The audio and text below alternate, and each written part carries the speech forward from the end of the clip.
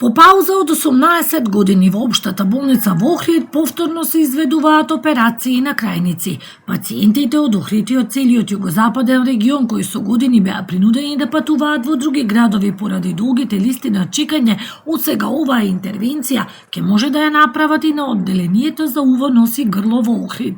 Денес во болницата беше изведена првата ваква операција под менторство на искусни хирурзи од Скопје. Пред 18 години беше направена последната операција тонзилектомија, која што представува една од основните оперативни зафати во однос на таа дисциплина. Огромно задоволство е кај нас, кај мене, кај целиот персонал, а верувам и кај сите граѓани кои ќе слушнат веста, дека во нашиот град после 18 години започнува повторно со функција оперативниот програм на одделението за уво, нос и грло. Во превод исто тоа значи дека големо олеснување за граѓаните, пред се најмладата популација која што ќе е таргет на овие оперативни зафати за почеток. Првата интервенција беше изведена врз 6-годишно дете под супервизија на лекар од клиниката за уво, нос и грло во Скопје.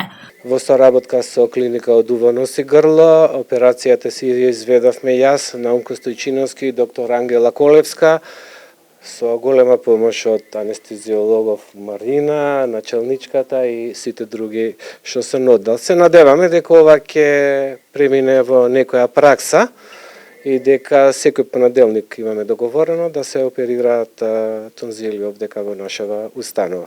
Лекарите од одделението велат дека имаат искуство со вакви интервенции од периодот на специализација и дека повторното воведување на операциите е значајно за целиот регион. Ние сите сме го работеле ова безброј пати кога сме биле на специализација, така да не е ништо ново за нас, само е одлично да се воведи како пракса, затоа што Охрид е центар не само за Охрид, туку и за околината, Седо Кичево, Дебар, Струга, Ресен. Интервенциите се изведуваат во општа анестезија и бараат внимателна подготовка на пациентите.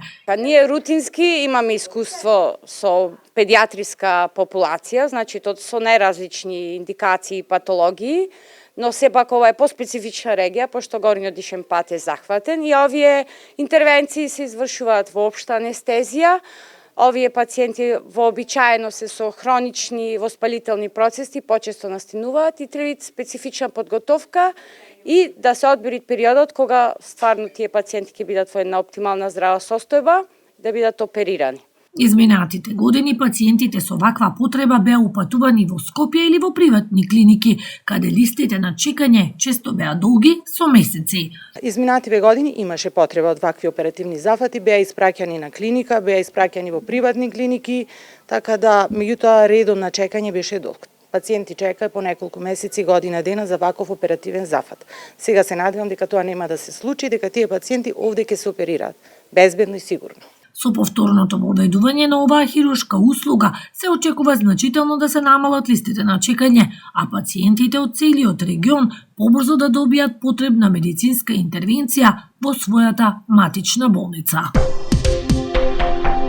Потребната сума за почеток на лекувањето на 10-годишната Ева од Охрид во висина од 208.000 евра се собрани од приватни средства на семејството и од донации, и лекувањето во клиника во Германија може да започне, објавија од семејството на Ева.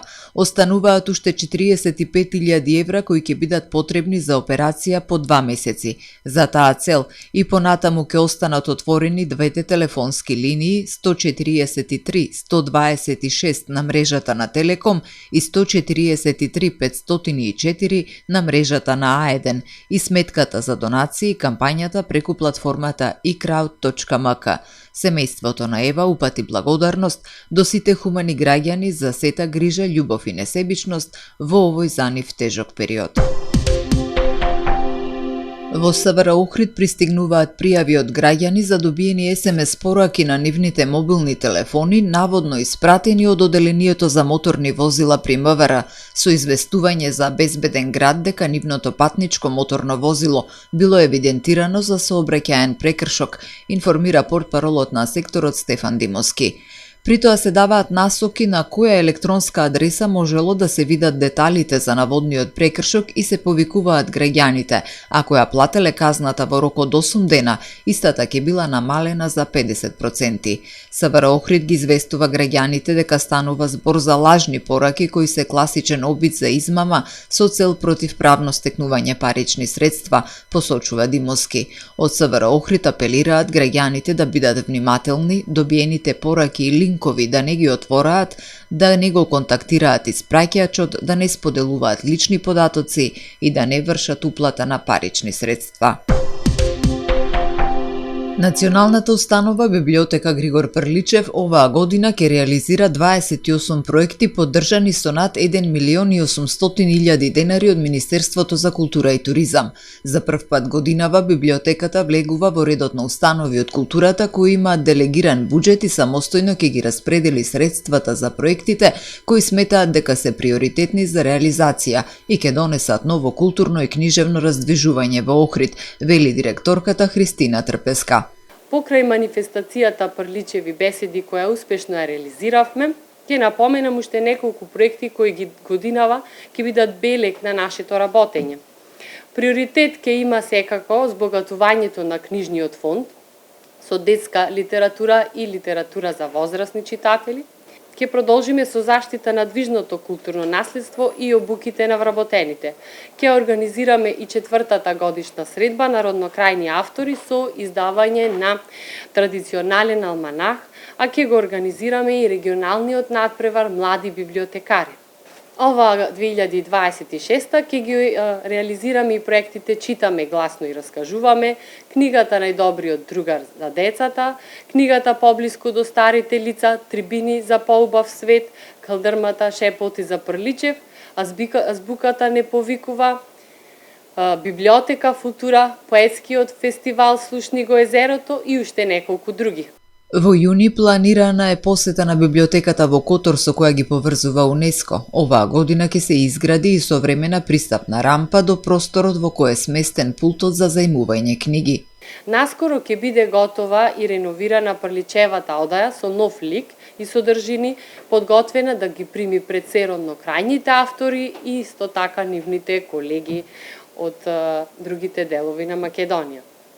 Овој проект делумно е поддржан од општината Охрид преку јавниот повик за проекти од областа на култура и туризам, а со општинска помош ќе се реализираат и проектите Библиотечен калеидоскоп, Слушни го езерото, кој е дел од обележувањето на 21 јуни, денот на Охридското езеро.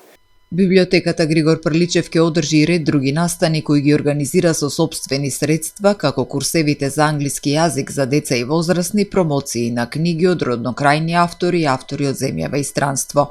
Минатата 2025 беше плодна година за библиотеката со реализација од над 30 проекти, а главен настан беше враќањето во библиотеката на Пчинското евангелие кое датира од крајот на 16 век.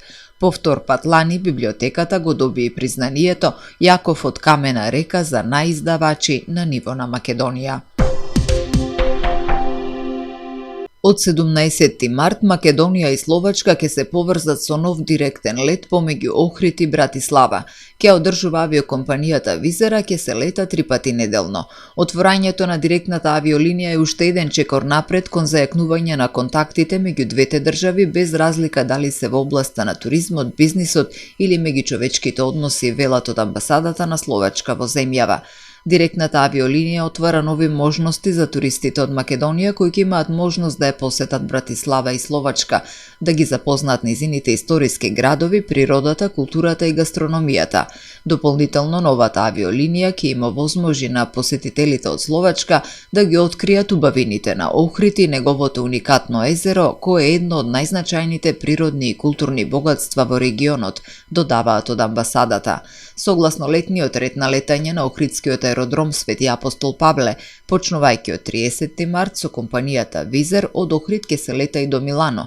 Во мај Austrian Airlines ќе почне да лета од Охрид до Виена, а во јуни ќе стартува новата авиолинија од Вроцлав и се враќаат летовите од Катовице.